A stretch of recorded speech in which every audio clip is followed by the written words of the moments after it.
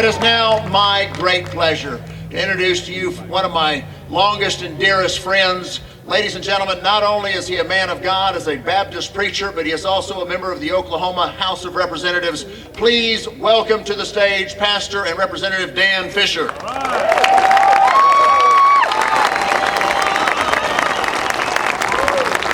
Are you as tired as I am of being told by Washington bureaucrats what we can and can't do in Oklahoma? Are you tired of 9 egotistical, God-hating judges in black robes calling themselves the Supreme Court, defining for us what is right and what is wrong? Are you sick of that? Yes, sick of it. It's going to take more of this than to stop it. Unlike Mrs. Lutz, who I appreciated so much, I can guarantee you that practically everything that I will say will be politically incorrect. So I just want to warn you right now.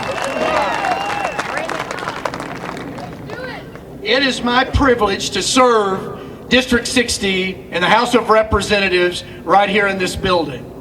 Now, friends, I want to ask you a question. How did we get to where we are? What is wrong? What has brought us to the place that we're having to speak out against the murder of unborn children?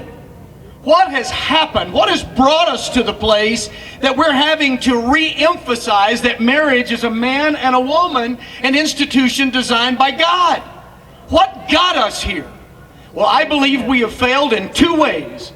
We have failed in our Christian responsibility, and we have failed in our civic responsibilities. And because we have failed, friends, we are in this mess. Now, if you've read the preamble to the U.S. Constitution lately, you know that it begins with these words: "We, the people of the United States, in order to form a more perfect union." Notice 2 subjects are covered there. We, the people, the consent of the governed, and the fact that we are a union, not a nation. Now, when the founders put together what we call and what they called a union, they would have never envisioned surrendering the kind of state sovereignty that we are being asked to surrender today. In fact, they had just fought a war against a hyper-powerful, overreaching central government, and it is completely out of the question that they would have then surrendered that new, bought, and paid for liberty by surrendering it now to another overreaching central power of government. So this is not what the founders intended. My responsibility here for the next few moments is to remind you of who Oklahoma really is. Now, before the war between the states, it was commonly said the United States are, plural. It was not till after that war that the phrase changed to the United States is. Now, even though I'm happy that we ended slavery in this country, it was a horrible mark upon us and we should have dealt with it sooner. Friends, there is something that happened in the psyche of America that turned us from an are to an is. Our founders never envisioned one monolithic government ruling from Washington, D.C. that would tell every state what they could and could not do. How can you have a one-size-fits-all when you compare the mentality and the spiritual condition of, let's say, Massachusetts to the spiritual condition and mentality of, let's say, Oklahoma? Right. How could you have a definition of marriage or health care or anything else that would satisfy those 2 cultures?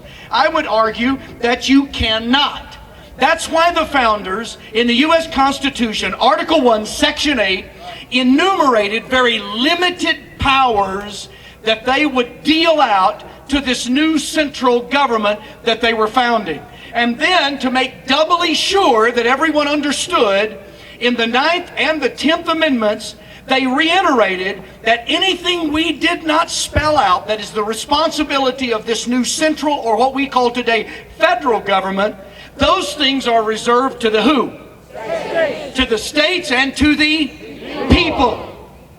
In Federalist 45, James Madison said, "The powers that are delegated to this new central government are few and defined." Do you think Washington, D.C. sees its powers as few and defined? No, of course they do not.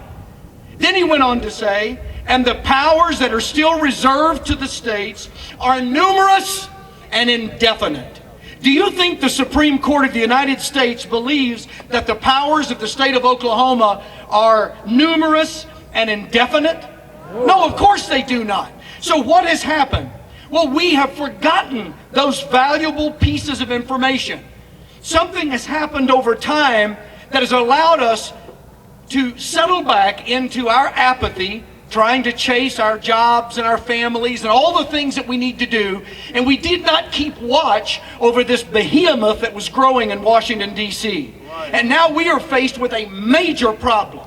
Now, short of God, and I certainly believe that God can do all things, there is only one way for us to turn this monster back and to put it back within its cage of its enumerated powers. And that's for we, the people, to say, we do not consent, we will not consent, and we will not stop, and we will not go quietly into the night. We are going to stand, and we're going to shout the truth from the rooftops if necessary. We are not going to give in.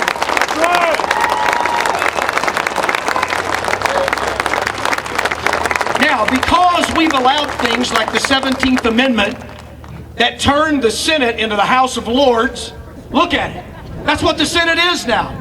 It's elected by popular vote rather than these state legislatures. It's now the House of Lords, exactly like England.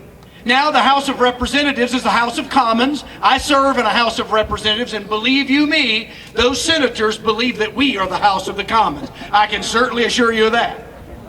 So what we've done is we've circled back around to what Great Britain had that we fought to get away from. And now the president sees himself as a monarch. So we have a House of Lords, a House of Commons, and a monarch. On top of that, we have allowed the Supreme Court to invent things like the incorporation doctrine out of the 14th Amendment. There was nothing in the 14th Amendment that was saying that the states would now be under the federal government. It's the exact opposite. The founders would have never seen it that way. Had they, I can assure you many of them would have said no when it came to joining this union. Now let's bring it down to the most common principles here. This building behind me, notice what it says right there in the gable of that building. It says the state of Oklahoma. Oddly enough, there are 50 of those such buildings all over the country.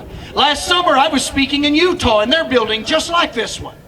Why in the world do we have 50 capitals, state capitals, all over the country if Washington can trump anything we do here? Why do we have an Oklahoma state constitution? Why does Arkansas have an Arkansas state constitution and Utah and all the other states have state constitutions if the Supreme Court on a whim can just walk in and change our state constitutions? When over 80% of the people in a state vote to define marriage as one man, one woman, and then the Supreme Court can step up and say, oh no, we don't agree with that, and strike that part of our state constitution, I ask you, what other parts can they strike down? What about our gun laws? What about here in Oklahoma with concealed carry and open carry? Can the Supreme Court just walk in and say, well, we don't agree with that either, so you can't do that anymore? Friends, I submit to you that if this state capital is as meaningless as Washington says it is, rather than spending $120 million to renovate it, which I voted against, by the way, it should have been your choice, not these guys in this building. Instead of spending $120 million to renovate it, let's sell it. It'd make a great museum. Let's take the Oklahoma State Constitution and shred it. We don't need it anyway, because they'll throw out whatever parts they don't like anyhow. In fact, why don't we lay all of us legislators off? I have a lot of good friends here. I'll just lay all of us off. You could save millions of dollars by doing that and a whole lot of headache. You could take care of your state judiciary. Just get rid of it, because the federal judges believe they decide everything anyhow. So why do we need the state judiciary? What I'm saying is, there is a reason why we have state borders. There's a reason why we have state governors and state judiciaries and state capitals and legislatures, because states are sovereign entities who are a part of a union by choice, not by force. So, to wrap up my little piece of time here, what are we going to do? Well, I'm calling upon like-minded states. In fact, I just visited with Mr. David Brumbaugh, one of our representatives. He happens to be the chairman of our Republican caucus in the House. He already has 38 signatures of representatives. He ought to have 100 already, but he has 38 signatures calling for state compacts. I am asking like-minded states and our citizens, states like Texas and Louisiana and Utah, where I was, where those representatives looked at me and said, Dan, we're waiting on Oklahoma. Do something. I'm calling upon like-minded states to begin to stand up and just say a two-letter word. It's not hard to say. No! No! It's easy to say. Now somebody says, well, what happens if they take us down? Friends, I would rather go down fighting for what is right than to put up with what is wrong. I would rather die on my feet than live on my knees. And I call upon you to say, no, we are not taking it any longer. And if we will do that, I can assure you, friends, God will honor it, and we can turn this thing around. God bless you. Keep fighting the good fight.